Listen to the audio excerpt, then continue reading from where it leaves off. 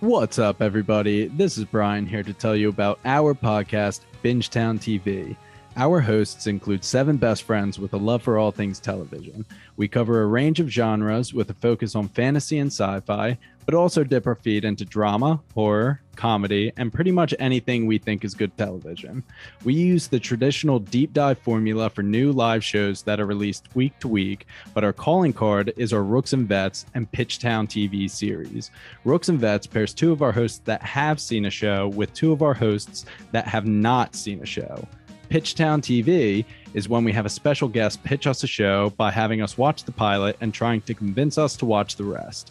If you're craving more content on some of your favorite TV shows, then you should listen to Bingetown TV. Find us on our website at bingetowntv.com, the Apple Podcast app, Spotify, or wherever else you may find your podcast.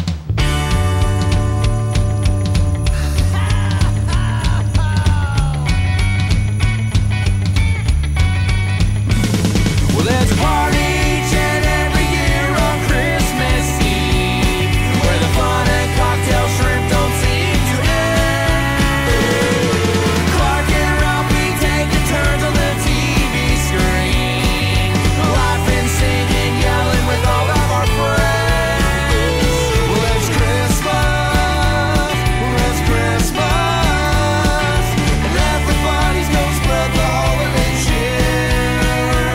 'Cause it's Christmas. Oh, it's the best time of the year. Let's do fake reindeer redemption. Hey, Dylan. Hey, Matt. All right, let's start this one right out the gate. Did you cry? I did not cry. Okay, because I did. But all right. I didn't cry. My text message motherfucker to you is for another reason about this episode. I have my qualms. We can totally get into it for sure. I didn't hate it. I don't want that's not what I'm saying. When I have my issues, we are rapidly approaching the end of the school year, and my mental health is running low, my friends. And I'm also like, paying attention to what's going on in the world. And we're like really close to reversing some Supreme Court decisions. We are more preoccupied with a celebrity court case than we are like with what is affecting us as a society. And watching this episode, wow, you could really imagine that this shit would happen in real life. Yeah, I mean, there is literally a line of dialogue that I wrote down where I said, the mayor's got some major Donald Trump energy. Yeah, he does, dude. The fluke election? Yeah, Are you when fucking he said kidding that me? shit, my Are jaw you hit the fucking floor. kidding me?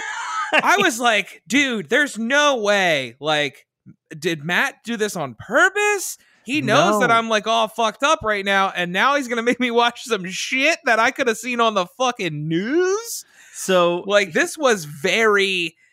I would not have been shocked if you would have told me, if Doug wasn't a thing and you were like, this thing just came out, you need to watch this. I would not be shocked if this was brand new. yeah, Brand no, fucking new. So, I mean, Wizard Behind the Curtain, I actually picked something different. You did. But we Yes. had to make a slight adjustment, maybe not something that was going to take 90 minutes to an hour and 45 minutes. That one is definitely, Yeah. that one's on me, which we'll get to. We'll definitely get to it, because I'm just saying, I'm really looking forward to talking about that. this But I just was something. do not have the capacity to watch that right now. Yeah, this was something that I'd put on my list probably maybe like fall of last year. I decided to do a rewatch of Doug, and I was Yeah. like, oh shit, I forgot that they had a Christmas episode.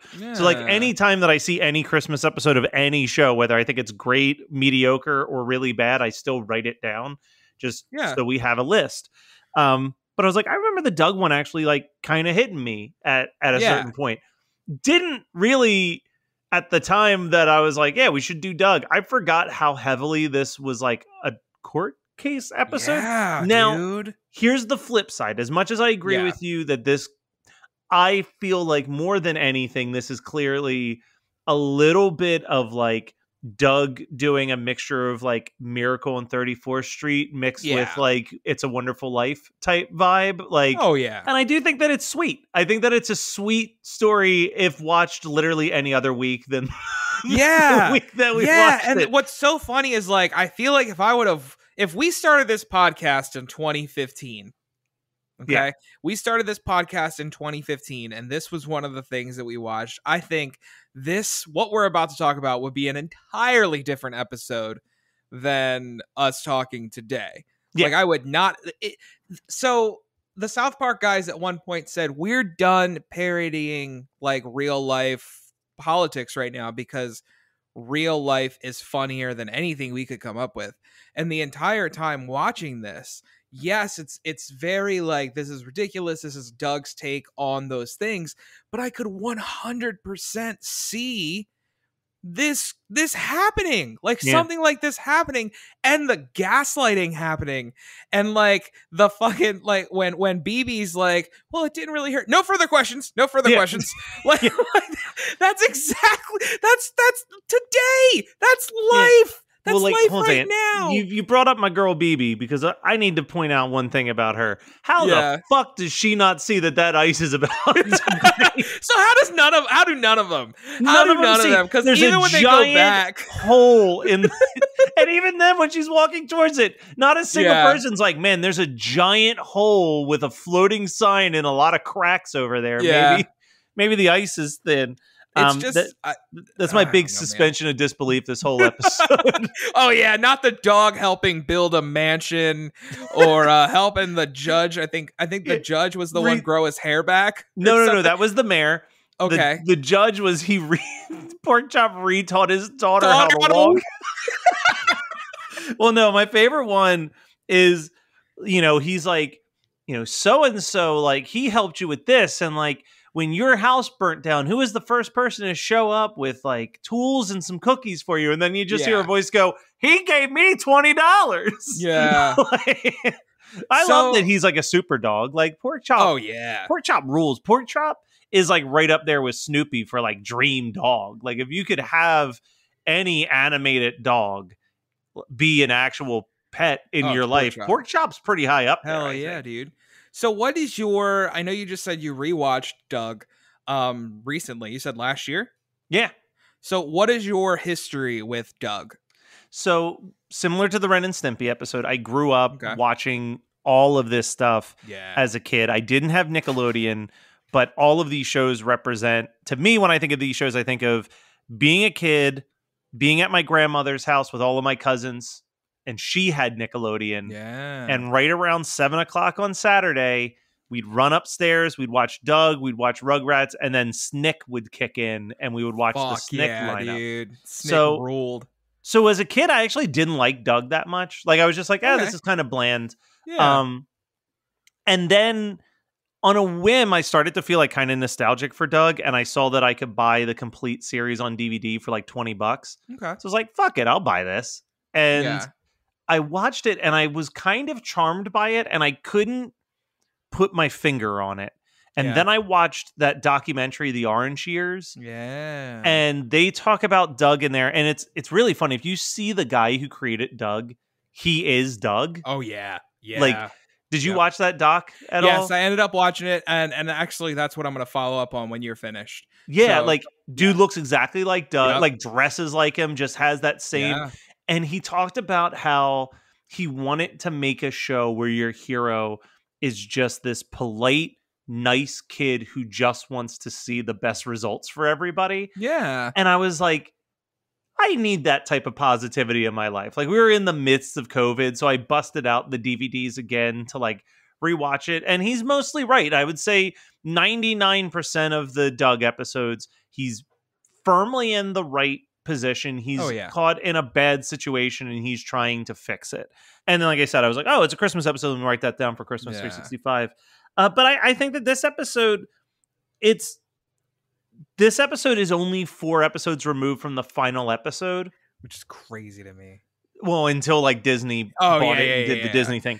But But I think that that's why you get, in this particular episode, you get Smash Adams, Quail Man, and Race And Canyon, all of them because together. I think that this was almost like the giant send-off of all of these characters, Yeah. because it's like 2 episodes later, he graduates, and that's the end Yeah. of the series. Doug to me was very similar to what you're saying. I found it to be pretty bland. I'm of course younger, so my Nick Toons to me, as much as I loved like that OG like You're like a Rugrats, Rocco, Doug, and stuff. SpongeBob, Yeah, Invader Zim well, not guy. even. Yeah, that more that than even. Yes, I did love SpongeBob, but like Invader Zim, Angry Beavers. Like, Angry Beavers was fucking oh great. yeah. So as the animation improved, that caught my attention more than like the old school animation. But retrospectively, I feel like there's a charm to something like Doug, because it's like, oh, this was made with like they could only scrape together so much money for an episode, so it has almost this charming, like they look like pencil drawings for sure. But I watched Doug a lot as a kid. I watched it a lot with my mom. That opening is classic. The theme slaps, dude. So funny enough, though, I didn't realize until I watched that Orange Years documentary, and maybe I did at the time, and maybe it just seemed older to me that age, that Doug, like in the beginning's 11.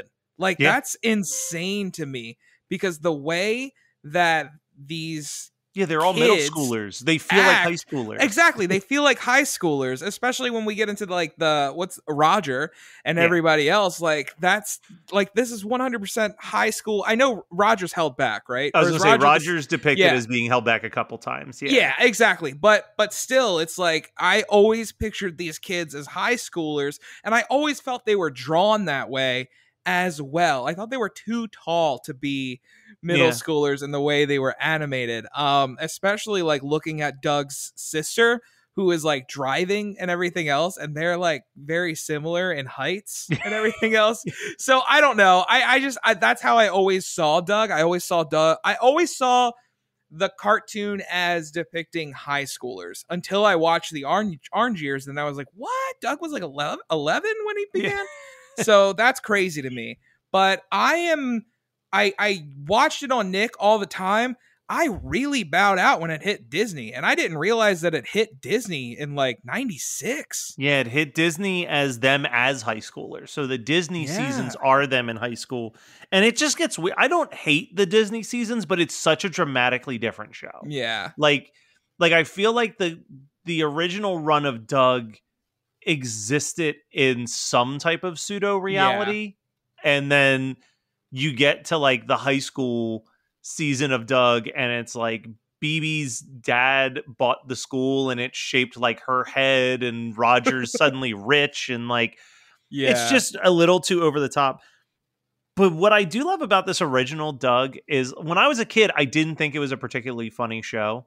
No, I didn't either. I think it was now funny, I watch it and I think that there are some really good funny jokes that are just like the 2 prime examples I wrote down was one is a visual gag, which is when Doug is going to visit Pork Chop after he's been arrested, and the pound has a special section for very bad dogs. And there's a dog like lounging in his bed smoking a cigarette. like that's really funny. But the best part in this whole episode is when he walks past the TV and there's the dramatic reenactment of what happened. Oh yeah, and it's like a bulldog, and he's just ravaging the swinging actor. her around. And she's going, no!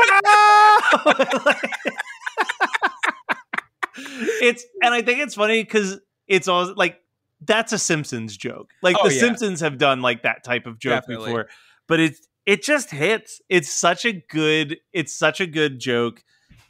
But I feel like this episode has a nice blend of some funny moments, but some really heartfelt moments. Like, as much as we were joking about, the absurdity that Pork Chop does all this stuff. Yeah. I will never not love a scene where a character is giving a speech about how important someone is to the community, and then the whole community is like, like it's that my captain moment in like, Dead Poet Society. It's just something about that always gives me like a good feeling.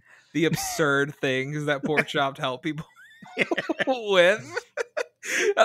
Who helped your daughter relearn how to walk? Well, I helped a little. And then also that, like, as a thank you, they throw a giant banquet exclusively for the dogs that were in the pound, and then he, as if that's not like absurd enough. Then there's just a voiceover of Doug, and he's like, and every single one of them found a home that day, and I'm like, oh, that's a little too sugary sweet even for me. Well, he said the mayor was there, or the ex-mayor, the former mayor was there, and he made sure every dog had a home before he left that day. And it's just, I don't know, man, that I can't. There's no way that mayor wasn't based off Donald Trump. Oh, every aspect of it. Every single aspect. Like, it's mind-blowing. I don't know if they could tell the future. It's definitely a Simpsons predicting the future type scenario. Holy shit. It was fucking with me. That was definitely messing with my brain. But, I mean, stepping away from that as best as I possibly can in today's society, I thought it was a great episode. I thought it was very heartfelt. It made me want to go back and watch Doug from the beginning.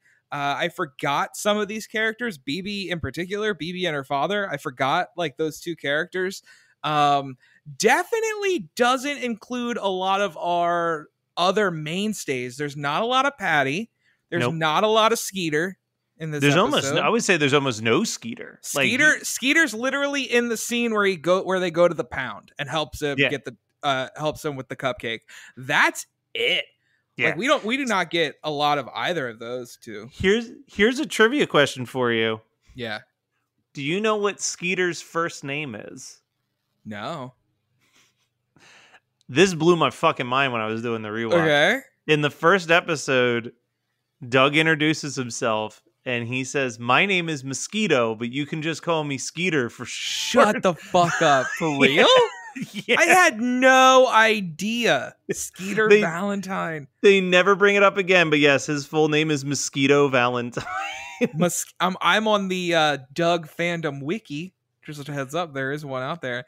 Mosquito Alumni Valentine. What a wild name. Well, Doug's middle name is Yancey, so there's also that. True. They had a lot Yancey, of fun naming these characters. I mean, Doug is it is a show that makes me feel warm. It is a show that I watched as a kid.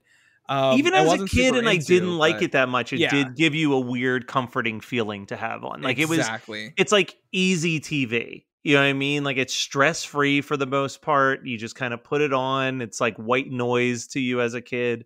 It's kind of like when I would have, like, my home from sick days. Like, yeah, I would put on the Game Show Network like everyone else always did. But sometimes, like, I didn't hate just throwing on Nick Jr. in the background because those shows were just so calm that it was like, like, if you're just, like, trying to, like, lay on the couch and doze off, like, it's almost like if you put on Nick Jr. at that time and you're getting stuff like David the Gnome and, like, these, like, very just, like, middle level volume type shows, like, it was this weird soothing hum to, like, fall asleep to. I feel like Doug was like kind of a soothing hum type show because it wasn't like the craziness of a Ren and Stimpy or a Rugrats where it's like these loud noises and wild things are happening. It's very middle tones. Everything was very low stakes, and that's what I liked about, except for this fucking episode. Oh no, this episode was just full of fucking. I'll be honest, because I hate. There's nothing that stresses me out more than, like, watching a thing where someone is innocent is like got a whole gang against them. Same, dude. That's like not that I was super into the show to begin with, but that's why I stopped watching Sons of Anarchy for a bit. I don't know if I don't do well with any of those shows. There was a specific season, it might have been number 3, that super stressed me out to the point where I never finished watching it because it was that storyline where somebody was innocent and everybody else thought he was guilty. And I hate that shit, just like you do, where as the audience member, you know something, but no one else in the show knows it, and that shit drives me up a fucking wall. Sons of Anarchy probably is way worse, because at least with Doug, you know that eventually Porkchop's going to be innocent. Exactly. But Sons of Anarchy, it can go either way. You're just going to kill this fucker. You know what I mean?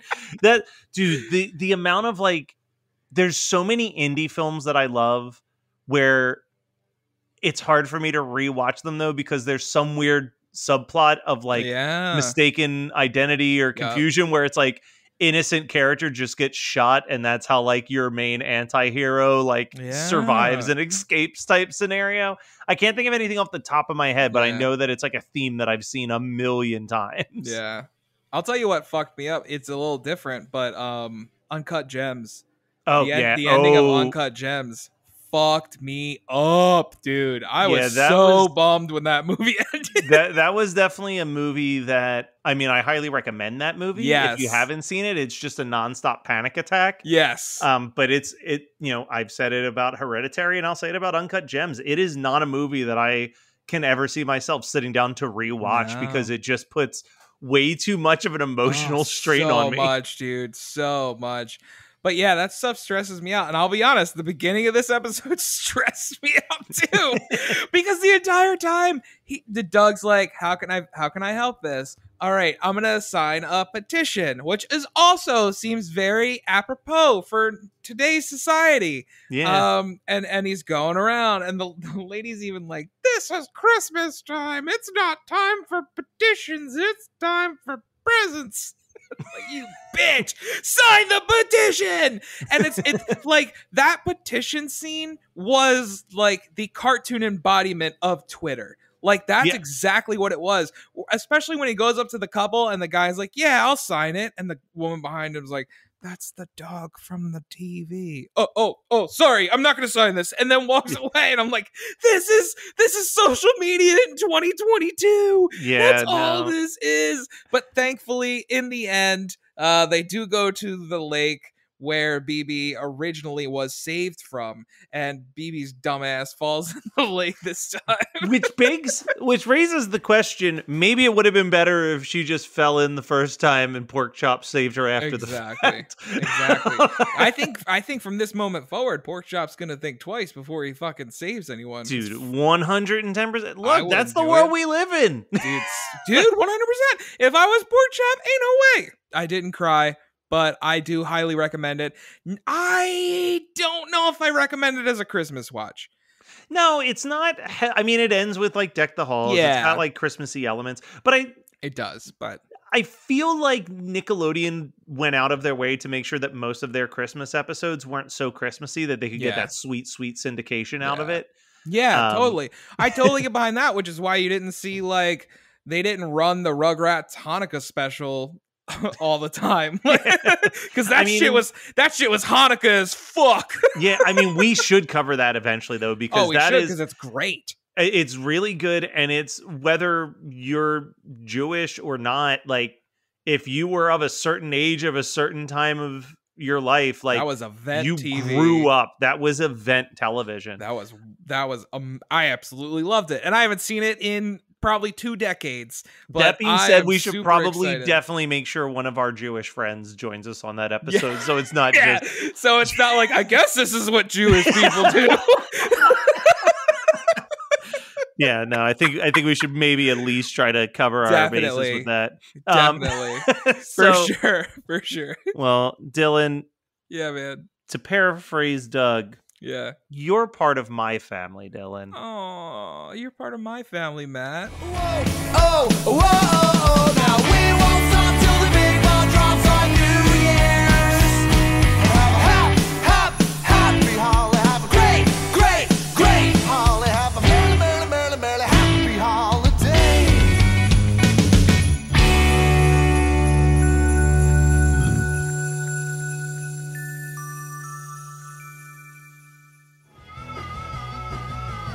You're listening to the Geekscape Network.